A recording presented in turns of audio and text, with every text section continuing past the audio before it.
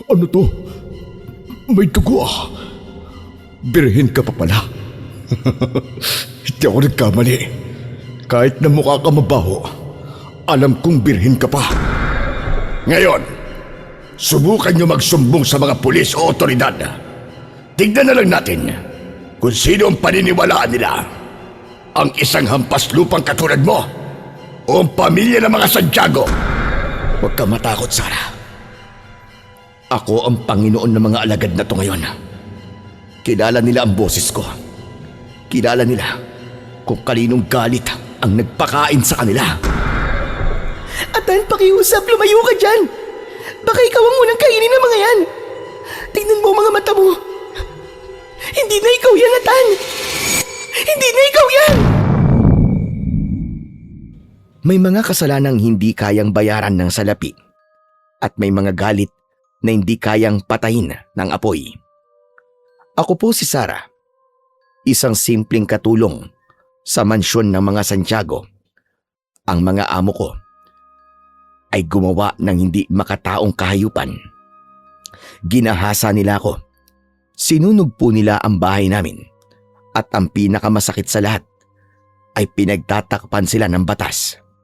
Binaliwala nila ang sigaw namin at gumamit ng pera para sa pagtakas sa kanilang mga kasalanan. Ang akala ng mag-ama ay tapos na ang laban namin. Akala nila ay panalo na sila. Ngunit ang hindi nila alam ay nag-uumpisa pa lang lumiwanag ang buhay namin mula sa kadiliman na pinaranas nila.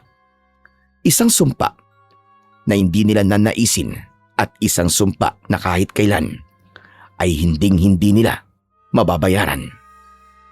Subaybayan niyo po ang kwento ko kung saan ay nangingibabaw ang inis at galit sa mga taong mapanglamang sa kapwa dahil meron silang kapangyarihan. Mag-uumpisa ang lahat kung saan ay hindi na makapagtrabaho ang nanay ko sa mansyon dahil sa katandaan at ako ang ipinalit para magbayad sa utang na walang katapusan. At ito ang aking kwento. Panyero Stories.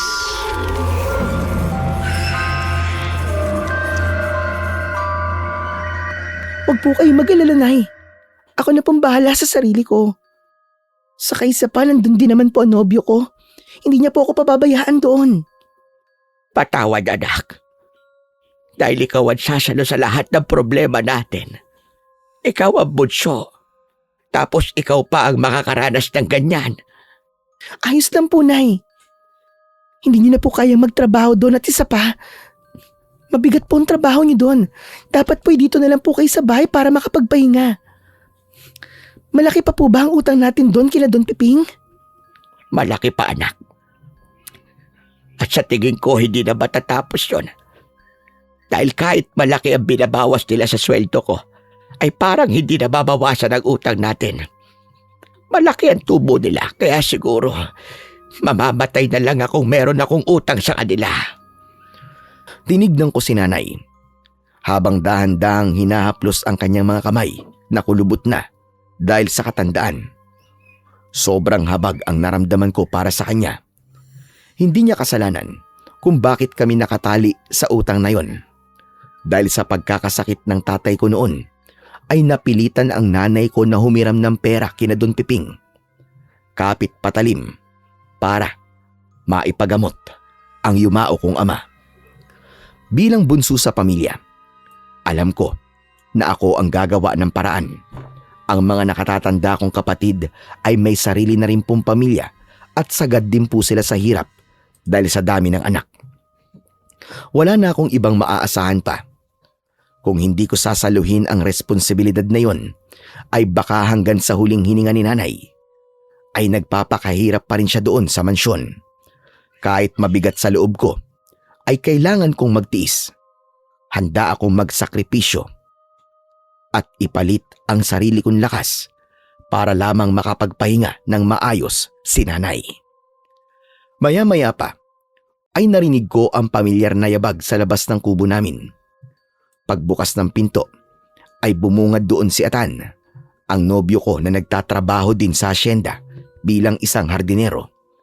Bit-bit ang magaan ng ngiti niya, ay agad siyang pumasok sa kubo namin. O Sarah, naayos mo na ba mga damit mo? Oh, ako na mag-iimpake nitong iba. Huwag ka na masyado mag-alala dahil maaga tayong pupunta bukas sa asyenda. Palagi kitang mababantayan dun at saka araw-araw tayong magkikita. Salamat, Tatana. Ewan ko ba? Parang kinakabahan talaga ako sa papasukin ko to. Pero wala, kailangan kasi. Para kay nanay.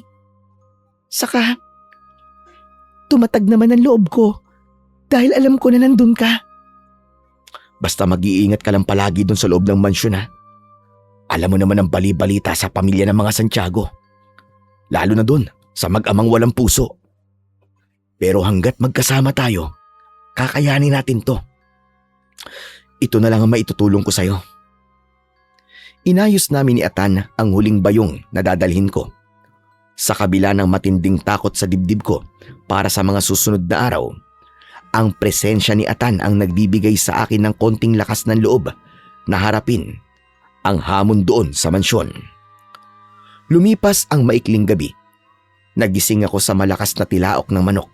Nakatayo na rin si Atan sa may pintuan habang hinihintay ako. Nang nakapaghanda at nakapag-ayos na, ay lumapit na ako kay nanay para magpaalam. Kagad na humawak ang kanyang nanginginig na kamay sa braso ko. Sarah anak, mag-iingat ka doon. Tandaan mo, wag na wag mong susuwayin ang anumang ipag-uutos na mga amo mo doon sa mansyon para hindi ka nila pag-initan. Kung may marinig ka man na pangungutya o panlalait, lunukin mo na lang anak. Tanggapin mo na lang lahat para hindi ka nila lalong pahirapan doon. Opo, Nay. Titiisin ko po ang lahat.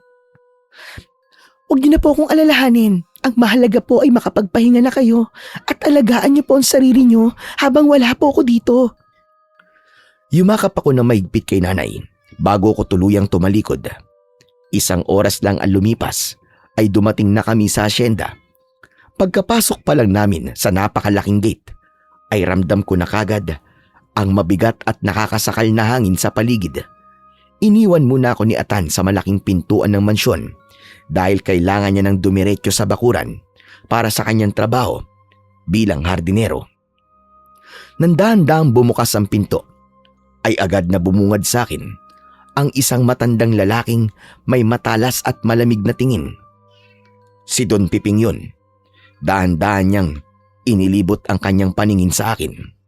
Tinignan niya ako mula ulo hanggang pa.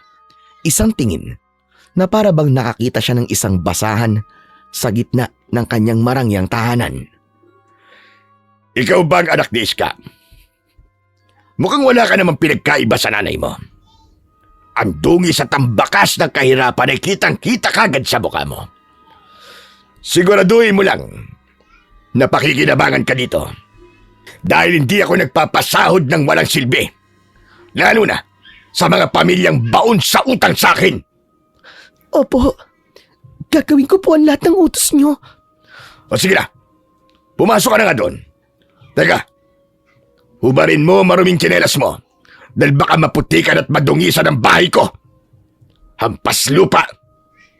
Sa sandaling yon, ay nararamdaman ko ang pagkulo ng dugo ko sa matinding galit. Pero naalala ko ang pangaral ni nanay na lunukin at tanggapin ang lahat para hindi ako pahirapan doon. Huminga ko ng malalim at itinaas ang ulo ko habang pinipigilan ang pagpatak ng mga luha ko. Lumipas ang oras na parang walang katapusan. Mula sa pagpupunas ng napakalawak na mga hagdanang gawa sa hardwood hanggang sa pagpapakintab ng mga antigong kasangkapan ay walang tigil pa rin ang pag-uutos ni Don Piping. Sa bawat galaw ko ay nakabuntot ang malamig at mapanghusgang paningin niya sa akin. At sa bawat utos na lumalabas sa kanyang bibig ay palaging may kasamang pamatay pusong panlalait. Ayusin mo nga yung pagpupunas. Mukha namang malinis yan. Napakabagal mo naman kumilos. Ganyan ba talaga kayo mahihirap? Kailangan paulit-ulit pansabihan? Baka nakakalimutan mo kung bakit ka nandito. Nandito ka para magbayad ng utang ng pamilya mo. Hindi para magrira-rirahan dito. Kaya hindi kayo umuunlad eh. Mamamatay na lang kayong dilat ang mga mata dahil sa hirap ng buhay ninyo. Pasensya na po, Don Piping. Aayusin ko na po ang trabaho ko. Kada salitang binibitiwan niya ay parang unti-unting nauubos ang pasensya ko.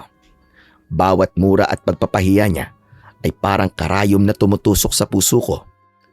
Pikit mata kong hinawakan ng maigpit ang hawakan ng walis. Gusto kong sumigaw.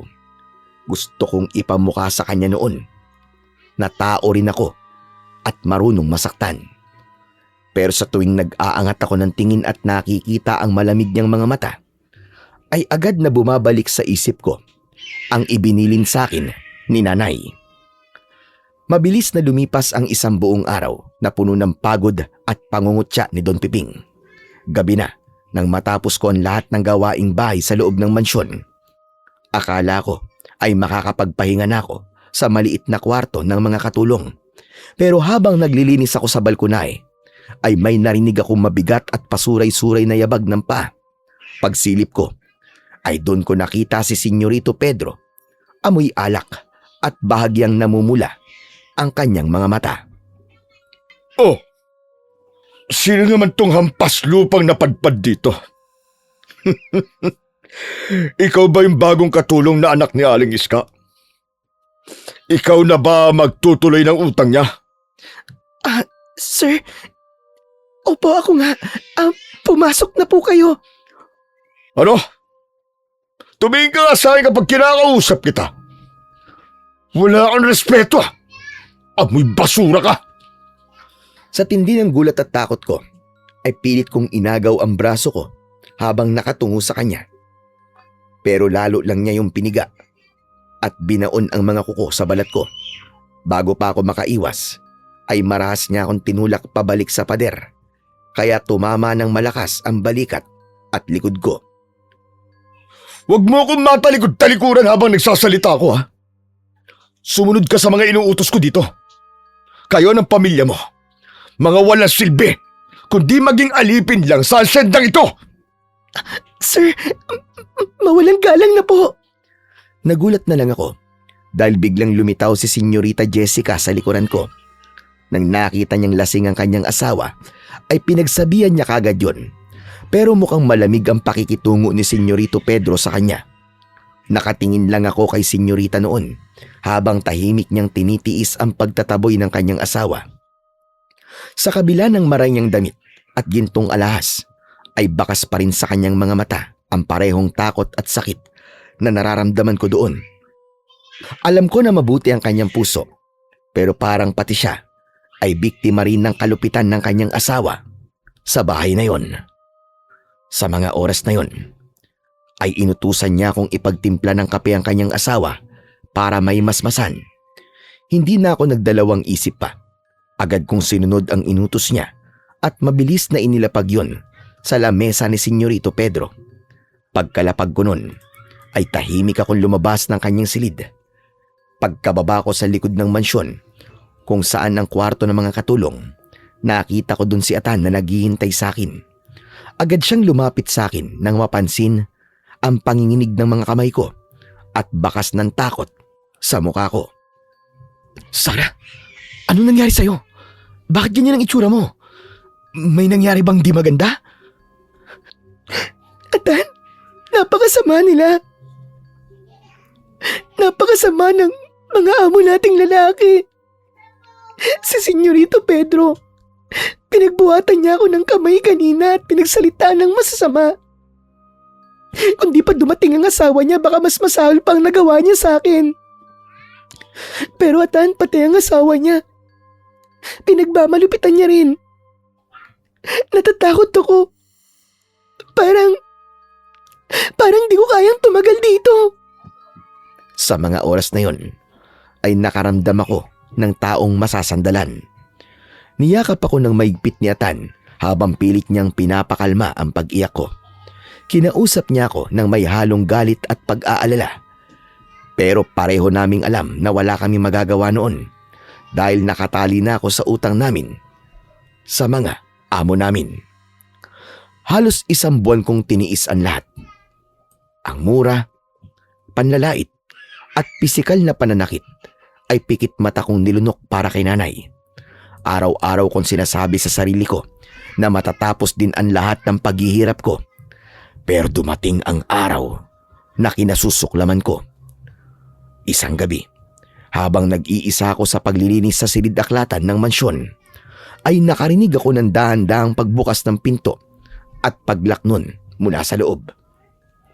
Paglingon ko doon, ay nakita kong nakatayo si Senyorito Pedro.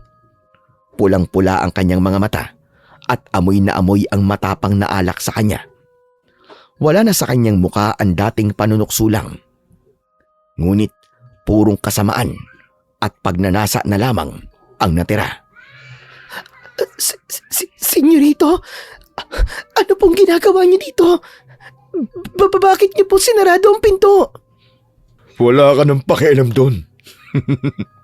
Bakit wala ba akong karapatan? Ako may-ari ng bahay na to.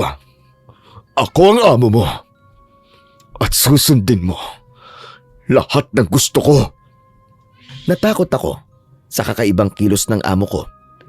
Sinubukan kong tumakbo at magmakaawa pero agad niya akong sinunggaban. Maras niya akong tinulak sa ibabaw ng mesa. Sa kabila ng pagpipiglas at pag-iyak ko, ay mas lalong naging mabilis ang kanyang galaw. Lumaban ako noon gamit ang natitira kong lakas, pero parang napakalaki ng pader ang nakadagan sa akin. Sinira niya ang damit ko at inumpisa niya ang panghahalay sa akin. Pinagsamantalahan niya ako ng walang awa. Ano to? May dugo ah. Birhen ka pa pala. Hindi ako nagkamali. Kahit mukha kang mabaho, alam kong birhen ka pa. Pakiusap po, sir. Itigil niyo na po. Nasasaktan po ako. Habang umiiyak at nagmamakaawa ako noon, ay biglang bumukas ang pinto. Pumasok si Don Piping. Ang buong akala ko ay maaawa siya sa akin. Nagkaroon ako noon ng konting pag-asa. Pero nagkamali ako. Akala ko ay aawatin niya si Senyorito Pedro sa ginawa nitong kademonyuan. Pero hindi. Hindi siya nagalit sa anak niya at lumabas ang isang nakakakilabot na ngisi sa kanyang labi. Tinitigan niya ako na para bang isang bagay na walang halaga. Huwag ka nang umasa na may magtatanggol sa'yo rito, Sarah. Sabi ko naman sa'yo, pagmamay-ari ka namin dito. Sige na pa, tikman mo na. Sariwan-sariwa pa yan pa. Birhen, ako nakauna sa kanya. Sige na. Sa pagkakataong yun, ay doon na nadurog ang buong pagkatao ko. Imbis na awatin ang anak sa masamang gawain, ay sumali pa siya sa pananamantala sa akin. Sa oras na yun, ay naging sukdulan ang kanilang kasamaan. Nang matapos ang madilim na gabing yon, ay iniwan nila akong duguan, wasak at parang isang basura na itinapon sa labas ng asyenda. Pagkatapos nun, ay naghagis pa si Don Piping ng makapal na sobre sa tabi ko. Yun ay pambili ng katahimikan ko at mababawasan ng kalahati ang utang namin sa kanya. Doon ko naramdaman na hindi na tao ang kaharap ko, kundi 2 demonyo. Sa gitna ng kadiliman ay naglakas loob akong makalayo sa asyenda ng mga Santiago. Ang bawat takbang ko pabalik sa kubo namin ay parang pagbubuhat ng 1 toneladang bakal. Mabigat at alam kong hindi na ako makakabangon. Habang hawak ko ang kupas kong saya, ay ramdam ko ang pagkawasak ng buo kong pagkatao. Duguan, balisa, at puno ng pasa ang balat. Nang marating ko ang pintuan namin ay wala na akong lakas ng loob para kumatok ng maayos. Napasandal na lamang ako at bumagsak sa pinto. Shara, ikaw na ba yan? Bakit napakaaga mo yata? Tulungan niyo ako, Nay. Tulungan niyo po ako. Nang magtama ang mga mata namin ni nanay, ay napatakip siya ng kanyang bibig at napaiyak ng gusto. Hindi siya makapaniwala sa nakikita ng kanyang dalawang mata. Mabilis na lumuhod si Nanay sa harapan ko para yakapin ako. Nung sandaling madama ko ang init ng kanyang yakap, ay tuluyan ng umagos ang mga luha ko. Nay, patawad po. Patawad. Ginawa ko po ang lahat. Nagtiis po ako. Sumunod po sa mga utos nila. Pero bakit po ganun, Nay? Mga baboy sila. Napastangan nila ako. Si Sir Pedro. Pati na po si Don Piping. Binaboy nila ako. Ginawa nila akong hayop, Nay. Diyos ka po. Ang mga walang hiya. Bakit nila ginawa to sa anak ko? Wala naman talaga silang konsensya. Nagbabayad naman tayo ng tama. Pero bakit pati ang katawan at buhay mo ay kinuha din nila? Inakay ako ni Nanay papasok sa maliit naming kubo. Habang pinapahiran niya ng basang bimpo ang mga natuyo kong dugo sa balat, ay pumatak ang luha niya sa balikat ko. Ang nanay kong nangaral sa akin na magtiis at magpakumbaba ay wala ring nagawa kundi ang yakapin ako habang pareho kaming umiiyak dahil sa tindi ng kawalang pag-asa. Lumipas ang ilang araw at nanatili akong nakakulong sa kubo namin. Hindi ako kumakain at hindi rin ako nakakatulog. Sa tuwing pinipikit ko ang mga mata ko, ay bumabalik ang paningin ko sa silid-aklatan kung saan ako binaboy ng mag-amang demonyo. Hanggang sa isang hapon ay narinig ko ang pamilyar na boses. Inang, nandito po ba si Sarah? Ilang araw na po siyang wala sa asyenda. Nandun siya sa kanyang silid. Mas mabuting puntahan mo siya at nagmalaman mo nangyari sa kanya doon sa loob ng mansyon. Pumasok si Atan sa silid ko. Mula ng gabi ng pangyayari ay hindi na ako bumalik sa asyenda. Nang magtama ang mga mata namin, ay namuo ang awa sa kanya. Nakita niya ang mga pasa sa leeg ko, ang namamaga kong mga mata, at ang trauma na bumabalot sa pagkatao ko. Sarah? Diyos ko, Sarah! Ba't di ka na bumalik sa asyenda? Tsaka, ano to? Ano nangyari sa'yo? Bakit ganyan ang itsura mo? Atan! Ginahasa ako. Ginahasa ako ni Don Piping at ni Senyorito Pedro. Ayoko nang bumalik doon. Mga hayop sila. Mga demonyo sila. Mga baboy. Ano? Ginahasa ka nila? Atan, patawad. Malalakas sila, hindi ko naprotektahan ang sarili ko. Pinagtulungan nila ako sa loob ng silid-aklatan. Pinagtulungan nila ako.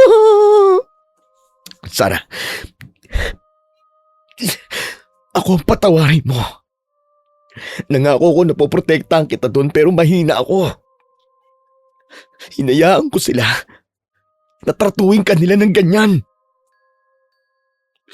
Patawad, Sarah. Patawad. Hindi ako makapaniwala sa naranasan ko noon. Tinitigan kong muli ang nobyo ko para siyang pinagsakluban ng langit at lupa. Nakita ko ang mabilis na pagbabago sa kanyang mga mata. Mula sa matinding awa at pagkahabag ay nag-apoy yun sa walang kapantay na galit. Lumabas ang mga ugat sa kanyang leeg at ang dalawang kamay ay mariing kumuyom dahil sa matinding puot. Atan? Kailangan natin pumunta sa mga pulis. Kailangan nila magbayad sa kahiyupan nila. Huwag, Atan, pakiusap, huwag. Huwag kang pupunta sa mga pulis. Natatakot ako para sa iyo. Malakas ang impluensya nila sa baryo natin. Hawak nila ang batas at mga pulis. Kapag nagsumbong ka, ay maaari ka mapahamak. Ayoko mawala ka sa akin, Atan. Pero Sarah, hindi pwedeng manahimik na lang tayo. Hindi pwedeng ganito na lang. Hayop sila. Kakainin tayo ng buhay ng pamilyang yun kung hahayaan natin silang tapak-tapakan lang tayo. Pakiusap, Atan. Pakinggan mo ko. Mawala na sa akin ang lahat. Huwag lang ikaw. Ikaw na lang ang natitira sa akin, kayo ni nanay. Huwag mong ilagay sa panganib ang buhay mo. Sa oras na yon, ay mariing ipinikit ni Atan ang kanyang mga mata habang mabilis na lumalabas ang mabigat niyang paghinga. Nakita ko ang labis na pagnanais na ipaglaban niya ako. Pero nang makita niya akong nanginginig at nagmamakaawa, ay dahan-dahan niyang binaba ang nakakuyom niyang mga kamay. Napalitan yon ng matinding kabiguan at pait. Dahil alam namin ang baryong yon ay hindi patas. Ang mga katulad naming mahihirap ay walang laban sa pera at kapangyarihan ng mga Santiago. Kinaumagahan ay napilitang pumasok si Atan sa asyenda para sa kanyang naiwang trabaho bilang isang hardinero. Bago siya umalis ay hinawakan niya ng maigpit ang mga kamay ko at muli siyang nangako. Babalik ako, Sarah. Magpahinga ka muna rito at huwag kang lalabas ng bahay, ha? Gagawin ko lang ang kailangan kong tapusin dun sa bakuran at uuwi rin kagad ako. Mag-iingat ka. Pakiusap, Atan. Huwag mong ipagsasabi sa ibang ginawa nila sa akin. Ayoko mapahamak si nanay. At ayoko rin mapahamak ka. Hindi niya ako sinagot noon, pero hinalikan niya ako sa ulo bago siya tuluyang umalis sa kubo. Sinubukan kong maging kalmado sa harap niya, pero bakas pa rin sa kanyang muka ang matinding galit. Ang dating malambot at maunawaing mga mata ni Atan ay napalitan ng malamig at nag-aapoy na puot. Habang tinitignan ko siya palayo mula sa bintana, ay nakita kong nakakuyom ang kanyang mga palad at ramdam ko na bawat punong tatabasin niya at halamang gugupitin sa asyenda ay doon niya ibubuhos ang kanyang gigil sa amo niya na mapang-abuso. Habang hinihintay ko ang kanyang pagbabalik, ay hindi pa rin mawala-wala sa dibdib ko ang matinding kaba. Natatakot ako sa tindi ng puot na dala niya araw-araw sa pagpasok niya doon. Tsaka baka gumawa si Atan ng isang bagay na mas lalo lang naming ikakapahamak. Lumipas ang 3 araw na puno ng kaba at pag-aalala. Muling bumalik si Atan at bitbit ang lahat ng kanyang mga gamit mula sa quarters ng asyenda. Nang nakita ko siya, ay agad siyang lumapit at hinawakan ng mukha ko para iparamdam ang mainit niyang pagtanggap at pagmamahal sa akin. Huwag ka na mag-alala, Sarah. Hindi na ako babalik doon. Maayos ako nagpaalam kina Don Piping. Sinabi kong kailangan kong alagaan ang nanay ko sa probinsya. Sa tindi ng galit ko sa kanila, ayoko nang tumungtong pa sa lupang yon. Ang lugar ng mga hayop pa sa hayop. Lugar ng demonyo. Dito ka na muna, Atan. Irerekomenda kita sa tiyuhin ni Sarah para mamasukan ka bilang taga-ari ng palay. Hindi ganun kalaki ang kita pero malaking tulong na rin yon sa pamilya mo. Salamat po, Nay. Halika na, Atan. Pumasok na tayo sa loob.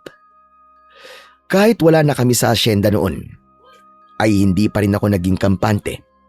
Ang bangungot ay nakatatak na ng malalim sa isipan ko. Pansin na pansin ni Atan ang matinding trauma na lumalamon sa akin araw-araw.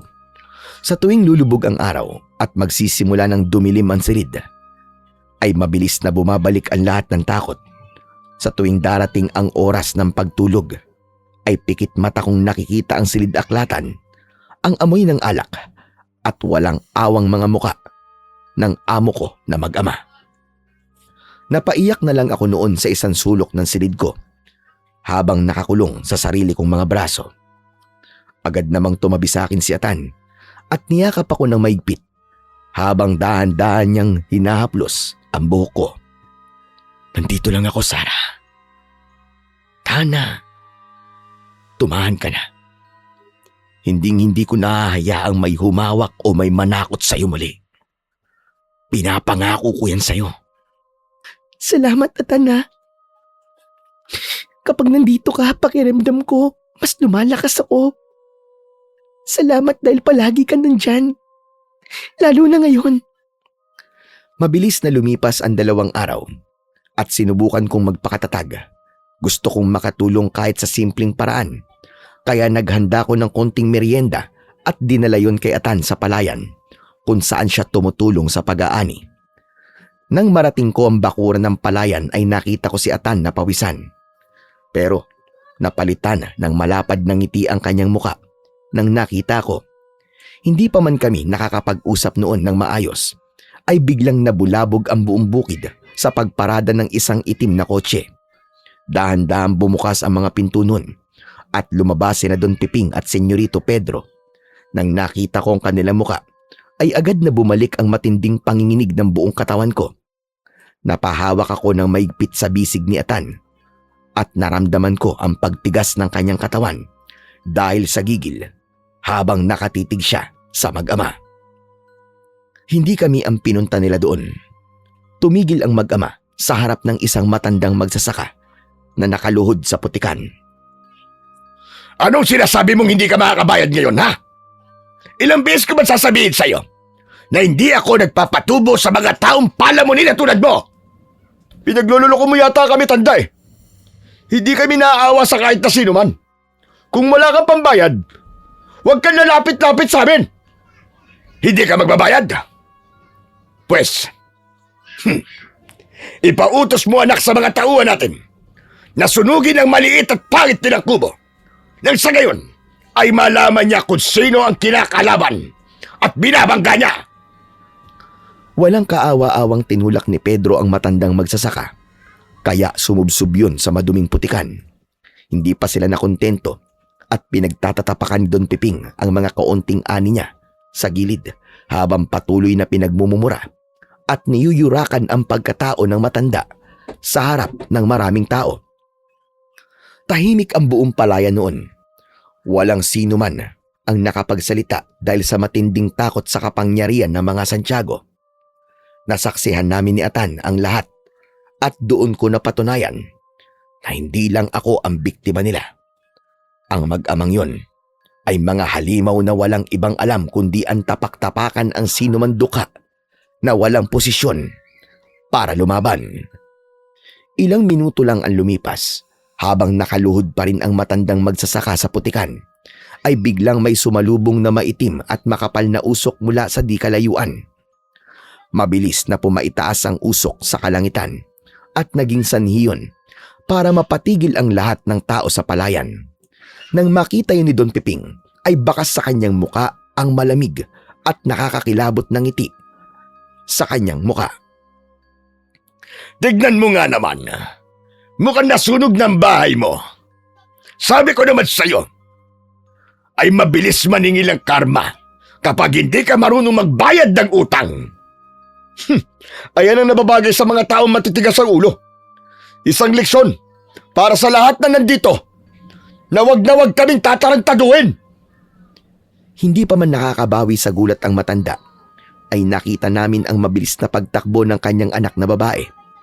Lapnos ang balat, puro abo ang damit at humahagulgol habang bitbit sa kanyang braso ang maliit na sanggol. Nang lumapit ang anak niyang babae, ay nanlamig talaga ang buong katawan ko. Ang sanggol ay balot ng malaking lapnos ang balat at wala ng buhay. Naging huling hantungan ng bata ang natupok nilang tahanan. Inilapag ng babae ang wala ng buhay na sanggol sa harap ng kanyang ama. Umiiyak at nagmamakaawa habang sinisigaw ang hustisya, pero ni isang bakas ng takot o pagsisisi ay walang lumabas sa muka ng hayop na mag-ama. Hoy! Lumayo ka nga rito! Kasalanan niyo yan eh! Ay hindi! Kasalanan ng ama mong walang kwenta yan! Ngayon, kayong lahat, subukan niyo magsumbong sa mga pulis o otoridad. Tignan natin kung sino ang paniniwalaan nila. Ang isang hampas lupang katulad mo o ang pamilya ng mga Santiago na nagbibigay ng malaking buwis sa munisipyo. Hawak namin ang batas, Kaya matuto kayong lumagar. Nababagay lamang yan sa mga taong katulad ninyo. Puno ng puot at matinding awa ang nararamdaman ng lahat na nakasaksi doon. Napatingin ako kay Atan. Napansin ko ang panginginig ng kanyang buong katawan dahil sa tindi ng galit. Hindi na namin kayang konsintihin ang mag-amang yon. Ang nakita naming sanggol na kaawa-awa ang itsura ay paulit-ulit na sumasampal sa konsensya namin kung mananatili lang kaming tahimik. Kung nakatali sa takot at kawalan ng pag-asa ang pamilya ng matandang magsasaka para magsumbong sa mga otoridad, ay kami ni Atan ang magiging boses nila. Mabilis kaming nagtungo sa barangay hall para iparating sa mga otoridad at sa kapulisan ang lahat ng kahayupang ginawa ng mag-amang Santiago doon sa bukid. Kapitan! Kailangan niyo po kaming pakinggan. Nasaksihan po namin mismo kung paano po sinunog ng mga tauhan ni Don Piping at Senyorito Pedro ang bahay po ng matandang magsasaka. May namatay pa po na sanggol dahil sa ginawa po nila, Kap. Tulungan po natin, Kap, ang mahirap at hindi kayang ipaglaban ng ustisya. Totoo po ang sinabi ng nobyo ko, Kap. Kami po mismo nakakita sa ginawa nila sa palayan. Pakiusap po, tawagan niyo po ang mga pulis. Iparating niyo po sa kanila nangyari. Sa mga oras na yon, ay nanginginig pa rin ang kalamnan ko, lalo na nung naalala ko ang kalagayan ng sanggol. Pero imbis na maalarma o kumilos ang kapitan at mga tanod na nandoon, ay malamig lang ang titig nila sa amin. Dahan-dahang tinigil ng kapitan ang kanyang ginagawa at pinalitan ng mabilis na pagbuntong hininga. Nanlamig ang buong katawan ko nang kuwanin ng kapitan ang isinulat kong liham ng pagsasalaysay. Sa harap ko mismo ay marahas at paulit-ulit niyang pinunit yun bago niya itinapon sa harapan namin. Kapitan, pakiusap naman! Ano to, bakit niyo po pinunit? May namatay pong sanggol, Kapitan! Inosenteng bata! Sa Kapitan, biktima kami rito! Biktima ang buong baryong nasasakupan niyo! Kapitan, maawa naman kayo sa amin! Panigan niyo naman po ang katarungan! Kapitan, maniwala po kayo sa amin. Hindi po kami nagsisinungaling. Ako po mismo. Ginahasa din po ako ng mag-amang yun. Sinunog po nila ang bahay ng matandang magsasaka. Tulungan niyo po dapat kami. Huwag niyo naman po kaming talikuran dahil lang sa pera nila. Sa inyo lang po kami nagtitiwala, Kapitan. Kung di niyo po kami tatanggapin at kakampihan, kanino pa po kami pupunta? Tao rin po kami na nangangailangan po ng proteksyon niyo. Kahit para na lang po sa batang nasunog at namatay, Kapitan. Kampihan niyo naman po kami. Nakatayo lang ang kapitan habang malamig na nakatitig sa aming dalawa. Sa gitna ng pagmamakaawa at pagluwa, ay pinalayas lamang kami ng mga tanod palabas ng barangay hall. Bago pa kami makalayo sa barangay hall, ay may narinig kaming mahinang kaluskos sa gilid ng gusali sa may madilim na bahagi ng bakod. Mabilis kong hinila si Atan patago sa likod ng malaking puno ng akasya. Nang sumilip kami, ay nakita namin ang isa sa mga tanod ng barangay na nagtaboy sa amin. May kausap siya sa cellphone niya habang palingon-lingon. Malinaw na malinaw ang pagkakarinig namin sa tanod na kausap nito si Don Piping. Nang ibaba ng tanod ang cellphone, ay mas lalong nag-init ang dugo ko dahil sa galit. Ang mga taong inaasahan namin magtatanggol sa amin ay sila pa pala ang nagsisilbing mata at tenga ng pamilyang Santiago. Napatingin ako kay Atan at nakita ko sa kanyang mga mata ang napakalalim na kadiliman. Umuwi na tayo, Sarah. Huwag na tayong umasa sa kanila. Malinaw na walang puwang ang hustisya sa batas ng tao para sa tulad nating mga dukha. Kung protektado sila ng batas ng tao, batas ng sumpa na ang gagamitin natin sa kanila. Anong ibig mo sabihin? Anong gagawin mo? Magtiwala ka sa akin, Sarah. Darating ang araw. Sila naman ang gagapang. Nanginig ang buong katawan ko sa pait at lamig ng mga salitang binitiwan ni Atan. Wala nang bakas ng pag-aalinlangan sa kanyang boses, kundi purong galit at pagnanais ng ganti ang natira. Mabilis kaming humakbang pabalik sa baryo namin, pero malayo pa kami sa bakuran namin, ay naamoy na namin ang matapang at nakakairitang amoy ng usok sa hangin. Biglang bumilis ang kabog ng dibdib ko. Kaya napatakbo kami ni Atan patungo sa kubo namin. Nang nakarating kami sa pwesto namin ay nanlumo talaga ako sa pangyayari. Ang maliit naming kubo at kaisa-isang tirahan namin ay naging isang malaking upos ng abo at ang makapal na usok ay patuloy na tinatangay ng hangin. Diyos ko po! Ang bahay namin! Si nanay! Si nanay! Nandun siya, Sarah! Diyos ko, salamat sa Diyos at ligtas po kayo! Ano po nangyari dito? Punong-puno ng makapal na abo ang buong katawan ni nanay habang nakatulala sa kubo naming naging abo. Mabilis kaming sumugod ni Atan para yakapin siya at naramdaman ko ang paghagulgol ni nanay. Bawat patak ng luwa ni nanay ay nagdurog ang puso ko. Ganon din si Atan. Bakas ang purong galit sa kanyang muka. Mga anak, ang mga tauhan ni Don Pepeng, dumating sila dito. Bigla na lang nilang binuhusan ng gaas ang kubo natin habang pilit nila akong tinutulak palabas. Sinabihan nila ako na huling babala na raw ito sa inyo dahil sa pagpunta nyo doon sa barangay. Pagkatapos doon, sinindihan nila ang bahay natin. Mga demonyo sila! Mga wala talagang awa! Huwag kayong matakot, Nay! Gagawa ko ng paraan para makamit natin ang hustisya. Nararapat sa ating mahihirap. Niyakap kong muli ng napakaigpit si nanay habang hinihimas ang kanyang likod. Kahit na maliit lamang ang tirahan namin ay mahalaga yon dahil ang alaala ni tatay noon kasama ng mga kapatid ko ay naroon.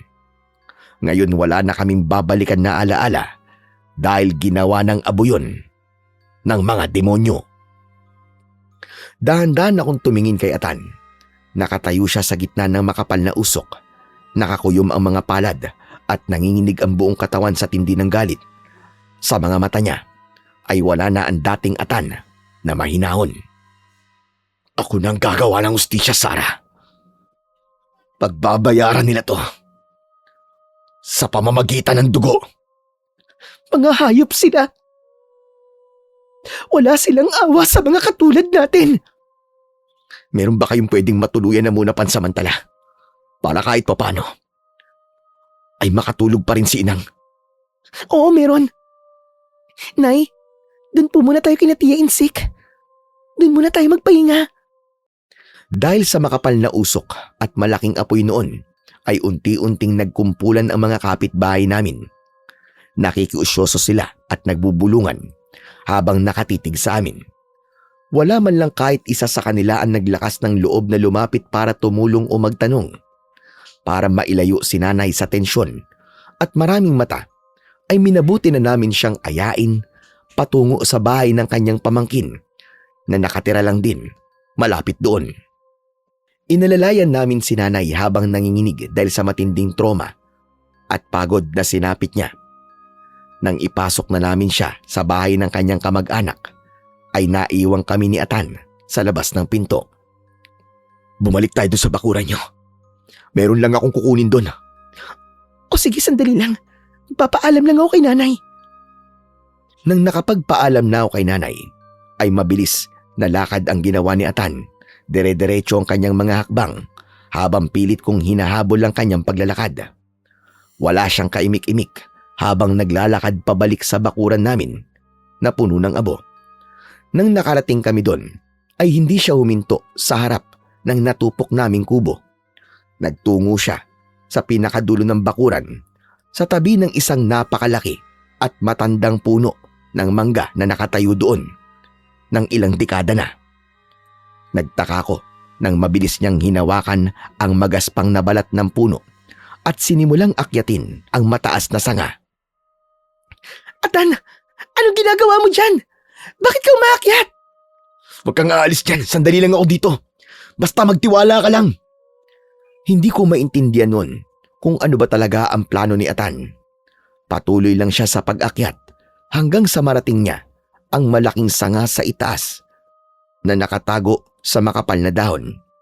Ilang sandali lang ay narinig ko ang mahinang kaluskos na para bang may hinihila siyang bagay mula sa siwang ng puno. Mabilis siyang bumaba mula sa puno habang bitbit ang isang lumang sako na nakatali ng maigpit. Dahan-dahang binaba ni Atan ang sako sa harapan ko at inalis niya ang tali nun habang nakatitig lang ako sa kanya. Sa gitna ng katahimikan ng gabi ay dahan-dahan siyang tumingin sa akin nang may malamig at may halong pait ang muka. Matagal kong tinago to sa'yo, Sara. Dahil ayokong matakot ka sa akin. Ang pamilya ko dun sa Sikihor. Hindi kami mga ordinaryong tao lang. Sa mga ugat at dugo ko ay nananalaytay ang dugo ng mangkukulam at mambabarang. Atan, ano ba to? Ano ba sinasabi mo? Hindi nakakatuwa ang birong yan, ha? Ang totoong dahilan kung bakit ako umalis sa probinsya namin at nagpunta rito. Dahil gustong gusto ko nang tumakas sa buhay na yon. Gusto kong magpahinga sa trabahong pinamana sa lahi namin at gusto ko ring maging isang normal na tao. Kagaya mo. Gusto kong subukan ang mamuhay ng tahimik. Magtrabaho ng marangal na walang nasasaktang mga tao. Simula nang makilala kita 3 buwan nang nakalipas, alam ko sa sarili ko na ikaw ang magbibigay ng kapayapaan sa buhay ko. Kaya ba sinabi mo sa akin kanina na hindi pambatas ng tao ang ganti mo? Na ikaw ang magbibigay ng hustisya, ganun ba? Oo, Sara. Hindi nila tayo hinayaang mamuhay ng tahimik. Binasura nila at binaboy ang pagkatao mo. Pumatay sila ng inosenteng sanggol. At ang mas kinakagalit ko ay ginawa nilang abon tahanan mo. Kung ayaw nilang magkaroon ng katarungan sa mundo ng mga tao, gagamitin ko ang kapangyarihang itinakwil ko para iparamdam sa kanilang tunay na impyerno. Walang halaga ang kayamanan at pera nila kapag sumpanan dumapo sa kanila. Sisingilin ko sila. Ipagtatanggol kita. At higit sa lahat gusto kong magdusa sila. Napatakip ako sa bibig ko habang nakatitig sa mga gamit na lumabas mula sa sako. Yun ay mga lumang bote ng langis, itim na kandila, 2 maliliit na manika na gawa sa dayami at isang maliit na manika na gawa sa lumang damit ko na may bahid ng dugo. Yun ang damit kong suot nung ginahasa ko ng mag-amang walang takot. Naramdaman ko ang pagdampi ng malamig na hangin sa balat ko at napagtanto ko na ang nobyo kong mahinahon ay handa nang buksan ang pintuan ng masilimuot na katarungan. Atan, paano mo gagamitin ang mga bagay na yan? Anong gagawin mo sa kanila? Gamit yung mga luma mong kagamitan. Hindi lang to basta gamit, Sara. Ito ang tunay na sandata ng lahi namin. Inilabas ni Atan mula sa nakatagong siwang sa ilalim ng malaking ugat ng puno ang isang garapon na may takip na tela at nakatali sa abaka. Sa loob nun ay may nagwawalang iba't ibang uri ng maitim at nakakakilabot na mga insekto, mga alupihan, uod na mataba at mga nakakalason na skorpyon. Diyos ko, Atan! Ano yung mga yan? Bakit may mga ganyang insekto dyan? Ito ang mga alagad ko. Ang mga insektong ito ang papasok sa mga katawan nila Don Piping at Pedro. Bawat sakit na pinaranas nila sa'yo, bawat luwang nilabas ni Inang at ang buhay ng inosenteng sanggol, ipaparamdam ko ng masigit pa sa kanila ang sakit mula sa sarili nilang laman. Atan, sigurado ka ba dyan? Kapag ginawa mo yan, wala nang atrasan. Nang tapakan nila tayo, Sara. Sila mismo ang sumira ng kabaitan natin. Sila ang nag-imbita ng impyerno sa buhay nila. Atan, pakiusap. Huwag na. Natatakot ako para sa'yo. Baka mapahamak ka lang dyan sa gagawin mo eh. Hindi natin alam kung ano magiging kapalit nito, Atan. Paano kung bumalik sa'yo yung sumpang gagawin mo? Maniwala ka sa akin, Sarah. Alam kong ginagawa ko. Bata pa lang ako sa Sikihor ay namulat na ako sa ganitong gawain. Nakita at ginawa ko na to noon.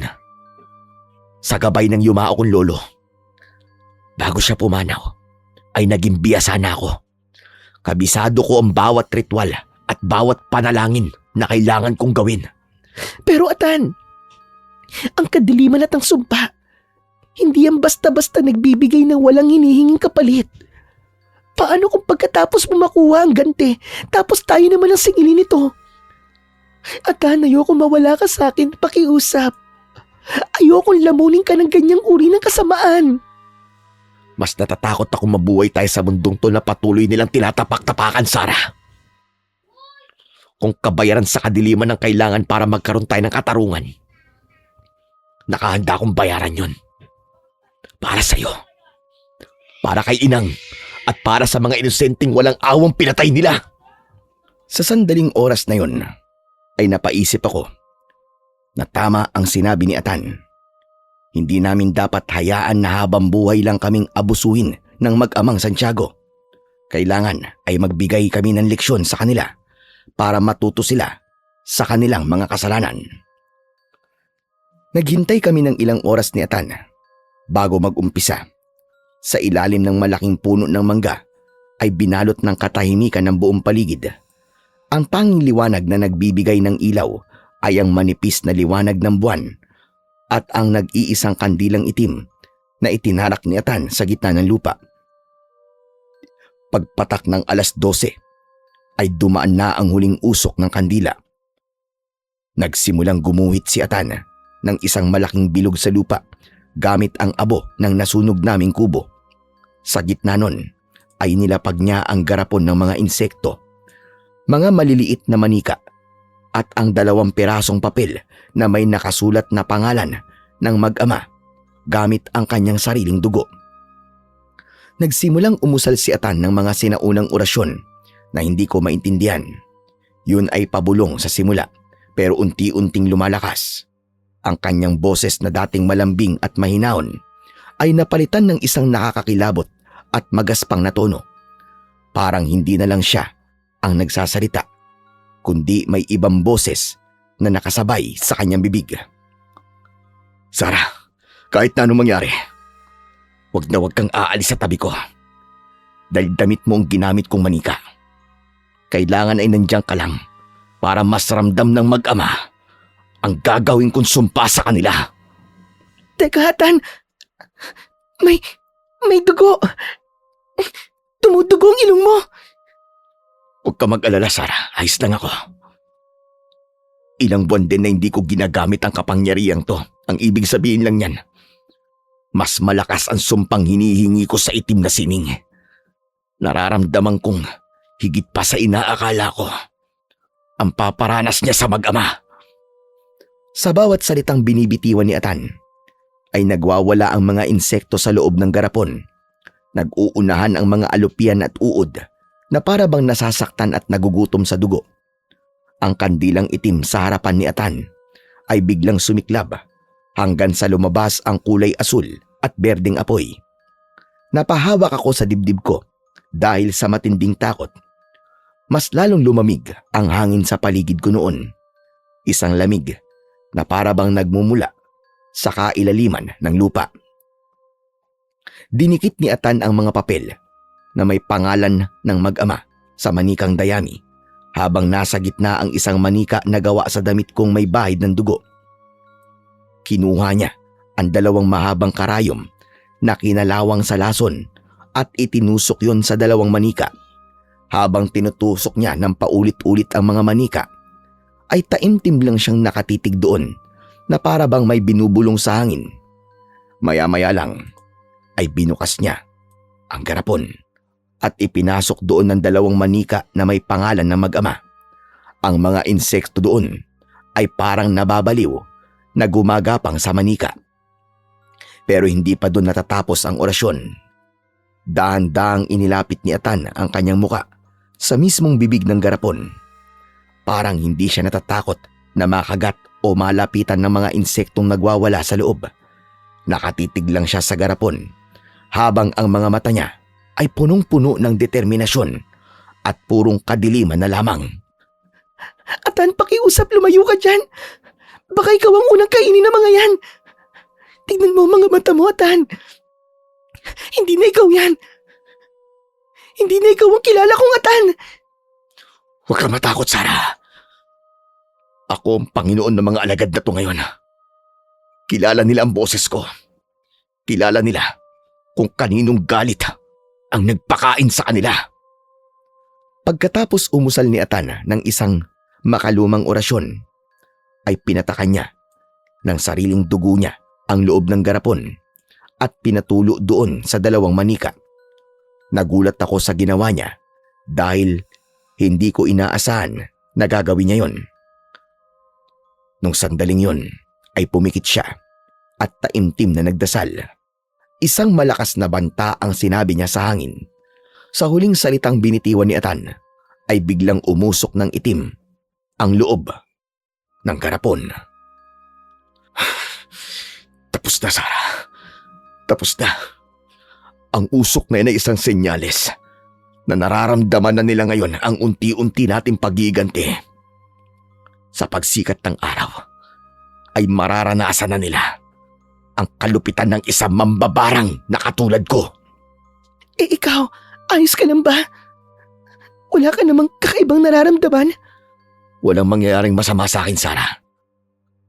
Ibabaon ko na muna dito sa lupa ang garapong ito. At sa oras na nakaratay na lang ang mag-amang yon, ay kailangan ko na rin patayin ang mga alagad ko. Yun ang paraan para hindi ako mapahamak. Hindi ka na mapapahamak. Nakahinga ko ng maluwag noon nang matapos na ang ritual ni Atan.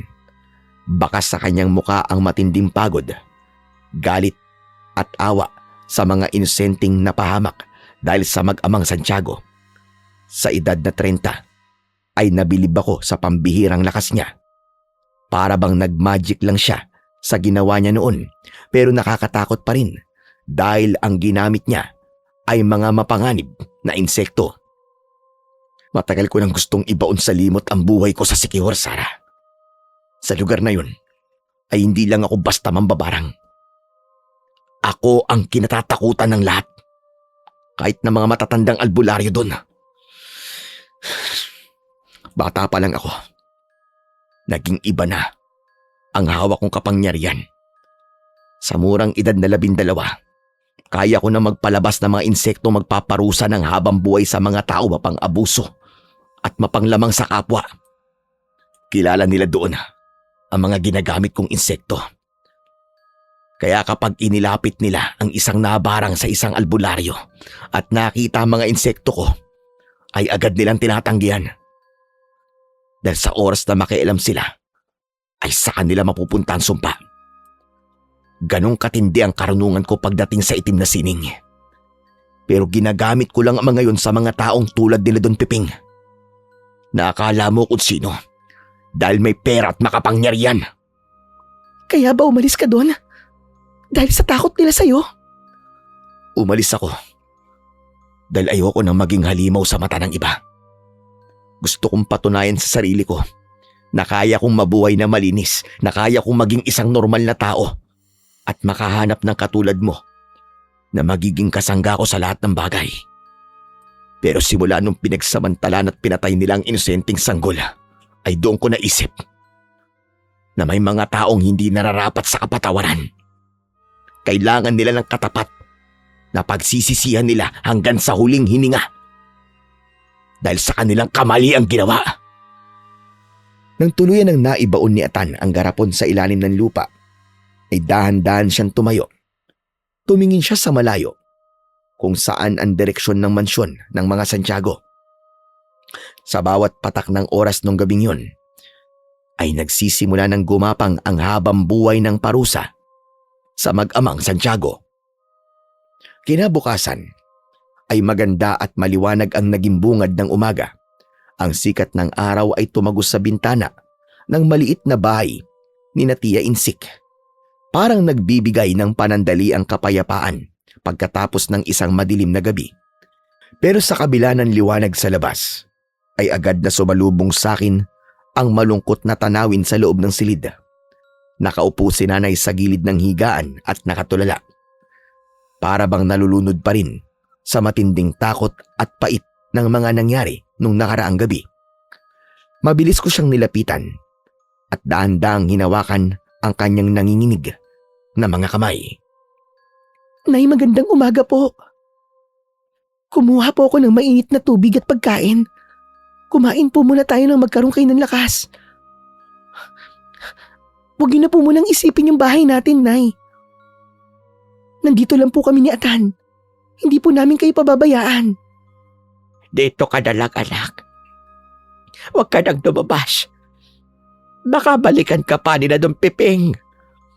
Hindi pa man natatapos ni nanay ang sasabihin niya noon, ay biglang bumukas ang pinto ng bahay.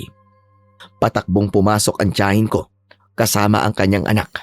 Hinihingal sila at halatang pinalilibutan ng matinding takot at pagkabigla. Iska! Sara! Diyos ko! Napakalaking kababalagan na nangyayari ngayon sa baryo. Nagkakagulo ang mga tao sa asyenda, pati na rin sa masyon. Tia Insik, ano po nangyayari? Bakit po kayo nagmamadali? Sara, yung mansyon ni Don Piping at Pedro, binabalot ngayon ng mga insekto. Pati na rin ang kanilang taniman at palayan ay inuubos ng mga peste. At hindi lang yun. Nagsisisigaw sa sakit ang mag-ama dahil hindi nila maintindihan kung bakit sila sasaktan. Para bang kinakain daw ang laman nila ng mga insekto.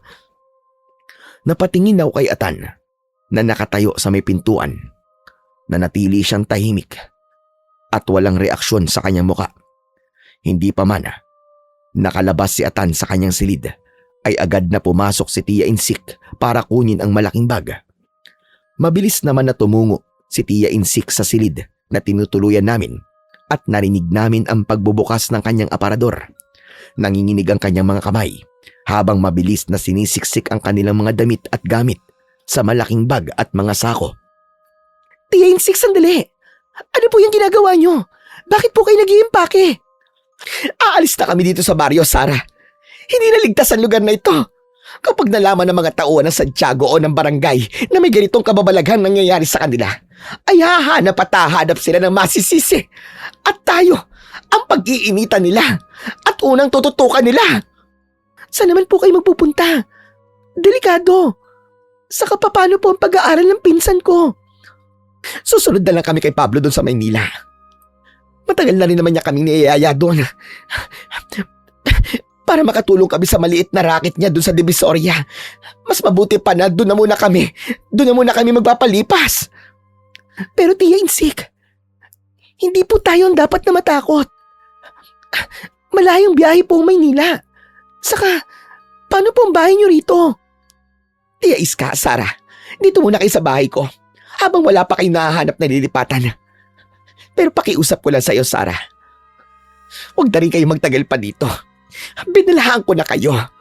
Mag-impake na rin kayo at umalis na kayo sa baryong ito habang hindi pa nila iniisip na nandito kayo. Pinanood namin silang mag-ina na lumabas ng pinto habang bitbit ang kanilang mga gamit.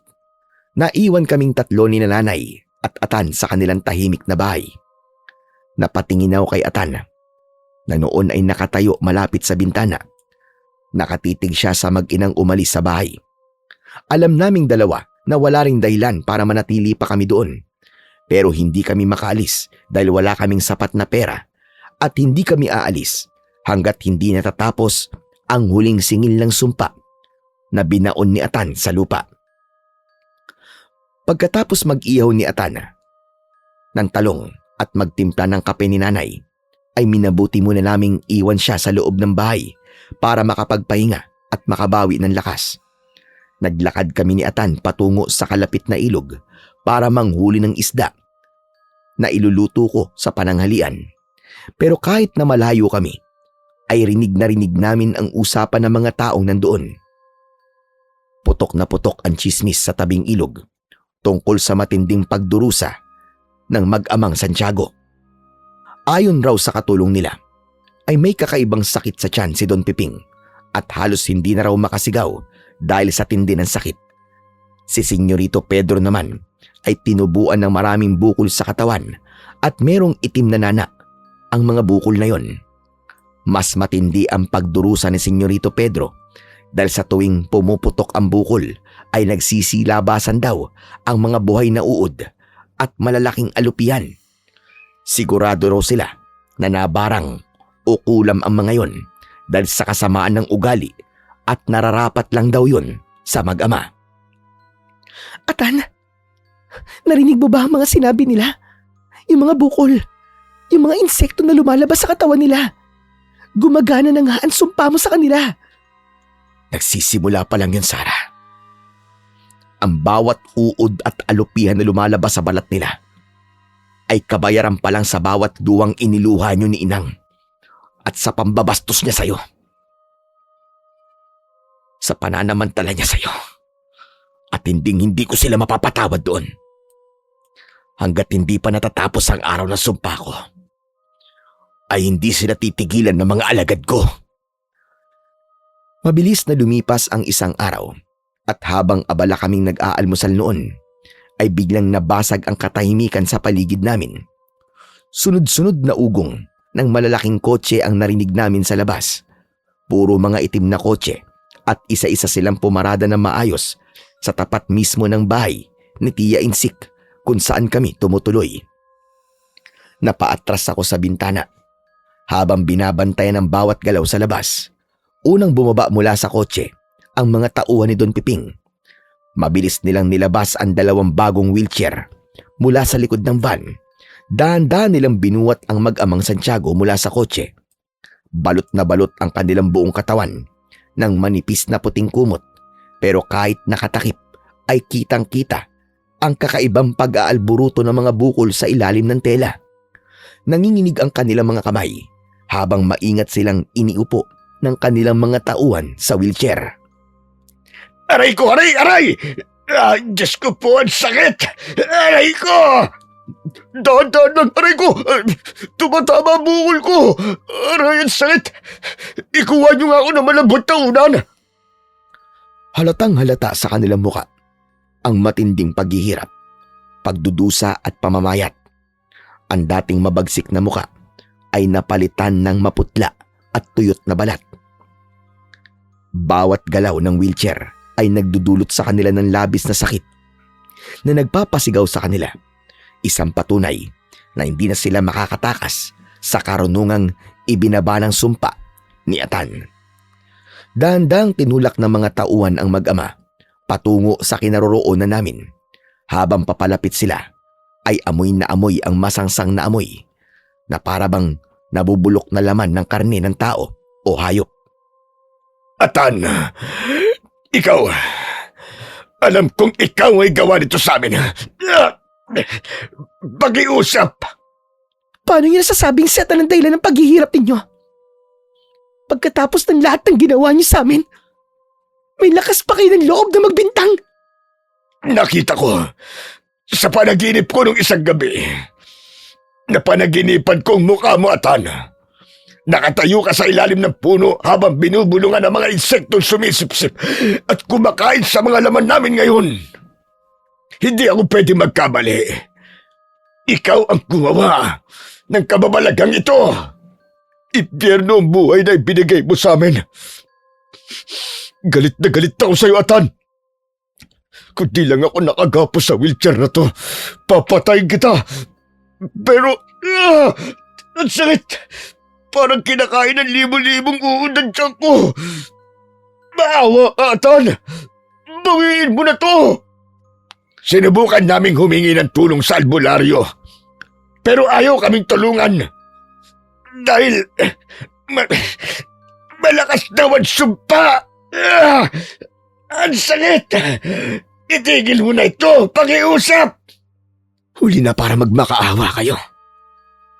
Ang panaginip mo doon, Piping, ay hindi basta panaginip lang.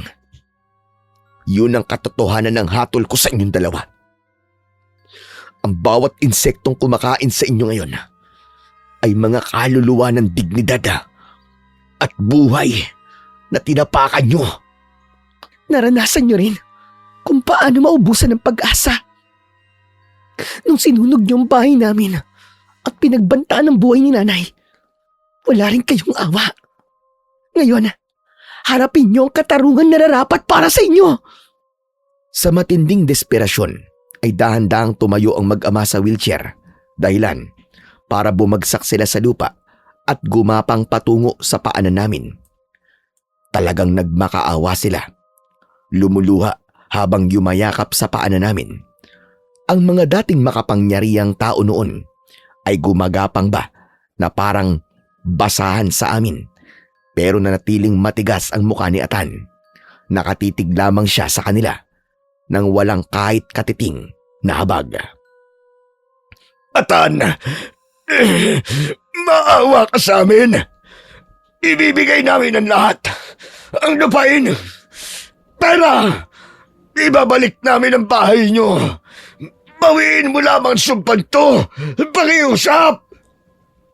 Kahit anong gawin niyo, ay hindi niyo na maibabalik ang pagkabirhen ng nobya ko. At mas lalong hindi niyo na mabubuhay ang mga taong inosente na pinatay niyo. Lalong-lalo na ang sanggol. Wala na akong magagawa. Ang sumpa na pinakawalan na ay hindi na basta-basta maibabalik pa. Ang tanging magagawa niyo na lang ngayon ay mag-ipon ng lakas. Dahil mahaba-haba pa ang araw ng pagdurusa na haharapin ninyo. Napakasama mo, Atan. Pasalamat ka at hindi ka namin mapatay ngayon ng mga tauhan ko. Dahil alam ko, binalaan ako ng albularyo. Na kapag pinatay ka namin habang umiiral ang supa, hindi matatapos ang parusa. Kundi, masasama na kami mag-ama sa impyerno. Kasabay ng pagkawala ng buhay mo. Hayop ka! Hayop ka, Tan! Kahit na ang kamatayan, ay hindi kayo liligtas sa kasalanan nyo. Tanggapin nyo na lang ang parusang tinakda sa inyo. Isaksak niyo sa mga baga niyo ang pera at kapangyarihan niyo. Walang anumang halaga ng yaman ang tutumbas sa tulad kong nagtataglay ng karunungan sa itim na sining. Mali ang pamilyang binangga niyo. Dahil ako mismo nakipagkasunduan sa demonyo para siguraduing habang buhay na impyerno ang mararanasan yung dalawa. Hayop ka, Tan! Walang iya ka! Papatay din kita! Babalikan kita! Babalikan kita! Pedro anak, tumigil ka na! Huwag ka nang gumalaw-galaw! Ah! Ang sakit! Tingnan mo! Nagpuputo ka na naman ang mga bukol mo! Diyos ko! Ang sakit! Halos magwala si Senyorito Pedro noon. Dahil sa matinding galit at pagnanais na sugurin si Atan, pero agad siyang pinigilan ng kanyang ama. Sa bawat maraas na paggalaw ng kanyang katawan, ay isa-isang nagpuputukan ang malalaking bukol sa kanyang balat at naglalabasan ang itim na nana. Kasabay nun ay ang mga buhay na insektong mabilis na gumagapang sa kanyang basang kumot. Nang wala nang magawa ang mag-ama, ay napaiyak na lamang sila dahil sa matinding takot at sakit habang marahang binubuhat ng kanilang mga tauhan pabalik sa loob ng sasakyan. Pinanood namin silang umalis hanggang sa mawala sila. Atan, hanggang kailan nila mararanasan ng matinding paghihirap? Hanggang kailan sila kakainin ng mga insekto mo? Hindi pa rin ang katapusan, Sara. Bukas na bukas ay mararanasan na nila ang huling yugto ng sumpa ko. Anong ibig mo sabihin? Anong huling yugto? Atan, anong mangyayari sa kanila bukas? Bukas na bukas, pagpatak ng hating gabi, ay tuluyan ang kakainin ng mga alagad ko ang mga ugat sa kanilang katawan. Pareho na silang magiging paralisado. Hindi na sila makakagalaw. Hindi na makakatayo at makakapagsalita. Tanging mga mata lang ang gagalaw sa kanila. habang buhay na silang nakagapos sa kama, habang nabubulok ang kanilang dugo at laman. Napatakip ako sa bibig ko dahil sa matinding sindak sa sinabi ni Atan. Naramdaman ko ang panlalamig sa buong katawan ko. Doon ko lubos na unawaan na ang lalaking kasama ko ay hindi lang basta paghihiganti ang gusto, kundi ibinaba niya ang isang hatol na walang sinuman sa mundong yon ang makatatakas sa kasalanan. Lumipas ang isang araw habang inihahanda namin ni Atan ang konting almusal para kay nanay, ay pabalik-balik ang iilang kapitbahay sa bakuran ni Tia Insik. Totoo nga ang sinabi ni Atan tungkol sa huling yugto dahil yun na ang nararanasan nila noon. Isang matinding paghihirap daw ang pinagdadaanan ng mag-amang Santiago. Paralisado na ang buong katawan at mata na lang ang gumagalaw. Binalot na rin daw ng amoy ng nabubulok na karne ang buong mansyon, pati ang kanilang kabuhayan ay pinesti na ng mga salot. Dahan-dahang humarap si Atan mula sa mesa. Walang anumang pagkagulat sa kanyang muka. Kinuha niya ang tasa ng kape at dahan-dahang humigop habang nakatitig sa kawalan. Yan ang nararapat sa mga taong pumatay ng inosente at umaabuso sa mga taong mahihirap na katulad natin. Ang kanilang mga mata ang gagamitin nila para panoorin ang sarili nilang pagkabulok. Nagkatotoo nga lahat ng sinabi mo, Atan. Naisagawa mo na ang huling yugto. Napatingin ako sa malayo. Sa wakas ay pumatak na ang katahimikan sa baryo namin. Ang mag-amang Santiago na dating nagmamay-ari ng lahat at mapang-abuso sa mga tao ay siyang nakagapos na sa kanilang sariling kama na parabang mga buhay na bangkay na magdurusa hanggang sa huling hininga nila. Hindi pa rito na itatali ang lahat, Sarah. Pagpatak ng 12:00 ng hating gabi mamaya, ay kailangan ko ng hukayin at basagin ng garapon na ibinaon natin sa lupa. Bakit kailangan mo pang gawin yun, Atan? Hindi ba't naisagawa mo na ang parusa sa kanila? Kapag hindi ko binaon at binasag ang garapon sa tamang oras, ay babalik sa akin ang buong sumpa. At para siguradong mananatili sa mag-amang Santiago ang parusa hanggang sa huling hininga nila, ay kailangan kong patulugin ang mga insekto ko bago tuluyang sirain ang garapon. Mabilis na lumipas sa mga oras at hating gabi na noon. Sa ilalim ng kadiliman ay muling pumatak ang 12:00. Dahan-dahang hinukay ni Atan ang binaong garapon sa ilalim ng lupa. Hawak ang isang maliit na kandilang pula at mangkok ng langis ay muli siyang lumuhod sa harap nun. Mahinang bulong ang inusal ni Atan noon. Yun ay isang orasyon para patulugin ang mga insektong nandoon. Unti-unting huminto ang pagwawala ng mga alagad sa loob ng garapon hanggang sa tuluyan na silang manahimik at mawalan ng galaw. Nang makasigurong tulog na ang mga yon, ay marahas na ibinagsak ni Atan ang garapon sa ibabaw ng malaking bato. Pagkabasag nun, ay agad niyang binuhos ang langis at pinatakan ng apoy mula sa kandila. Biglang sumiklab ang isang malaking pulang apoy.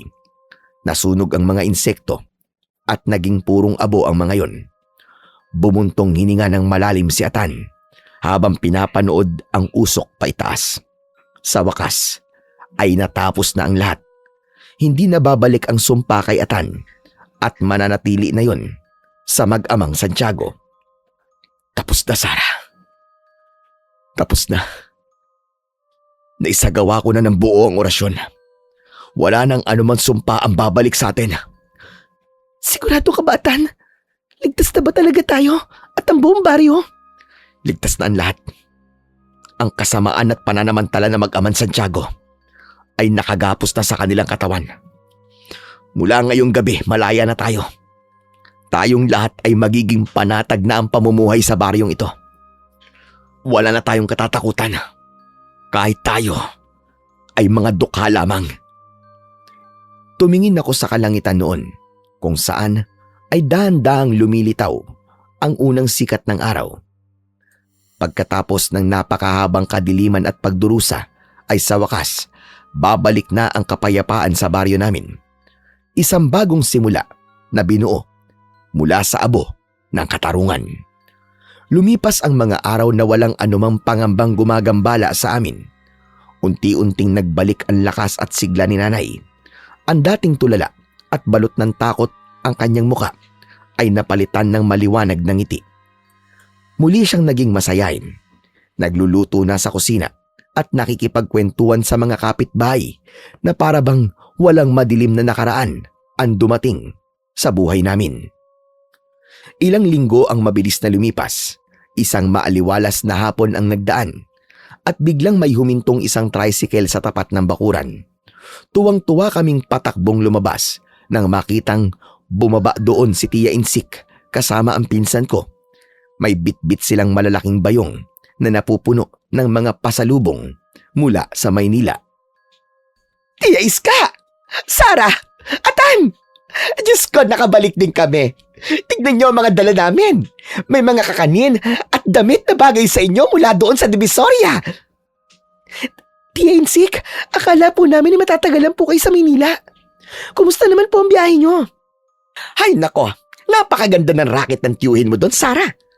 Pero nung nabalitaan namin mula sa mga kapitbahay rito na naging payapa na ang baryo, aba, hindi na kami nag-atubiling umuwi kagad. Nabalitaan din namin na ang kakaibang salot at sumpa ay para lang pala talaga sa masasamang katulad ng mag-amang Santiago at walang ibang nadamay na inosente. Abay, oo naman, check. Ligtas na ligtas ang baryo natin ngayon. Wala na ang mga abusado at mayayabang na naghahari-harian dito. Tia, mabuti naman at bumalik na kayo sa dati niyong katinuan. Mas mabuti pa'y dumito na muna kayo. Hayaan nyo at tutulungan ko kayo na ayusin ang bahay nyo. Habang nagkakasayahan at nagkwekwentuhan sa loob ng bahay, ay nagkatinginan kami ni Atan. Bumalik na ang dating maamo niyang muka at pagiging mahinahon. Inumpisahan na rin ni Atan na ayusin ang nasunog naming kubo. Kasama niya ang ilang magsasaka na nagtulong-tulong para ayusin yon. Mabilis na lumipas ang panahon at isang taon nang tahimik ang baryo namin. Muling naipatayo ang maliit at simple naming kubo sa tulong ni Atan at ng mga kapitbahay. Naging masagana at masaya rin ang pamumuhay doon dahil wala ng takot at pangamba. Isang hapon, habang nakatayo kami ni Atan sa ilalim ng malaking puno ng akasya sa dulo ng baryo, ay mabilis na kumalat ang isang malaking balita galing sa asyenda ng mga Santiago. Atan, narinig mo ba yung balita? Wala na sila Don Piping at Pedro. Na maalam na silang dalawa ngayong araw. Oo, Sara. Narinig ko. Matapos ang isang taon nilang paghihirap ay natapos na rin ang itinakda sa kanilang parusa. Wala na sumpa. At wala na rin ang naging dahilan ng kadiliman sa buhay niyo. Salamat, Atan. Dahil sa'yo, hindi lang katarungan ang nakuha namin. Ibinalik mo rin ang kapayapaan sa buhay namin ni Nanay at sa buong baryo. Nagawa ko yun dahil mahal kita, Sara. Mahal na mahal kita. At mula ngayon, walang anumang kadiliman o sumpa ang haharang sa ating hinaharap. Tumingin kaming dalawa ni Atan sa malawak at luntiang palayan. Ang dating baryong pinabayaan ng otoridad at pinalibutan ng takot dahil sa mag-amang Santiago ay malaya na. Ilang buwan ang mabilis na lumipas at isang simpleng kasal sa maliit na simbahan ang nagbuklod sa aming dalawa ni Atan. Napalilibutan kami ng ngiti at pagmamahal ng buong baryo, lalo na ni Nanay, na hindi may pagkaila ang labis na kaligayahan para sa akin. Pero dumating din ang araw na kailangan na naming magsimula ng bagong buhay. Minabuti namin ni Atan na lumipat at manirahan sa kanyang pinagmulan, ang isla ng Siquijor. Mag-iingat kayo doon, mga anak, ha? Atan, ikaw na bahala sa anak ko. Magsama kayo ng maayos at huwag niyo kong kalilimutang dalawin dito. Mamimiss kita, Nay. Huwag niyo pong kakalimutan kumain ng maayos at tuminom po ng mga gamot niyo. Magbabakasyon din po kami dito, Nay. Tia Insik, kayo na pong bahalang tumingin-tingin kay Nanay, ha? Salamat po, Nay. At inayaan niyo po akong magsimula ng bagong buhay kasama po ang asawa ko. Oo naman anak. Hindi kita itatali dito. Gusto ko maging masaya ka dahil sa bigat ng pinagdaanan mo dito. Ayokong ipagkait ang kaligayahan mo. Naging emosyonal ang pagpapaalam namin ni Nanay sa isa't isa. Yun ang unang beses na malalayo ako ng ilang milya kay Nanay. Habang tinatahak namin ang malawak na karagatan, ay dahan-dahang inilabas ni Atan ang isang maliit na kulay itim na pendant na nakatali sa isang matibay na sinulid. Isuot mo to, Sarah. At wag na wag mong tatanggalin kahit kailan. Ano to, Atan? Para saan ba to? Ang Siquijor ay kilala bilang isla ng mga mambabarang at mga nagtataglay ng itim na karunungan. Ang proteksyong yan ay ginawa ko para sa'yo. Isang matibay na sanggalang na magtatanggol sa'yo para walang sino mang nilalang o mambabarang doon ang makakagalaw, makapang-aabuso o makapananakit sa'yo. Napahawak ako sa proteksyong binigay ni Atan habang nakatanaw kami sa papalapit na dalampasigan ng Siquijor. Sa piling ng lalaking nagligtas at nagprotekta sa akin, ay handa ko nang harapin ang panibagong yugto ng buhay namin nang walang takot at puno ng pag-asa. Hanggang dito na lamang po ang kwentong kababalaghan na maibabahagi ko sa inyo. Isang malaking pasasalamat po kay Sir Blair dahil pinakinggan at maayos niya pong naisadula ang bahagi ng buhay ko. Isang aral po yun na habang may buhay ay merong pag-asa at ang pera ay isang kasangkapan lamang sa buhay natin. Laging tatandaan na mas mahalaga pa rin ang pamilya, pagmamahalan at ang pamumuhay ng may kapayapaan. Ako po si Sarah na nag-iiwan ng paalala na sa bawat kadiliman ng buhay ay laging may liwanag na naghihintay sa mga taong marunong magtiis at magmahal. Maraming salamat po sa walang sawa niyo pong pagsuporta at pakikinig sa aking munting channel na Panyero Stories. Hanggang sa muli, mga Panyero.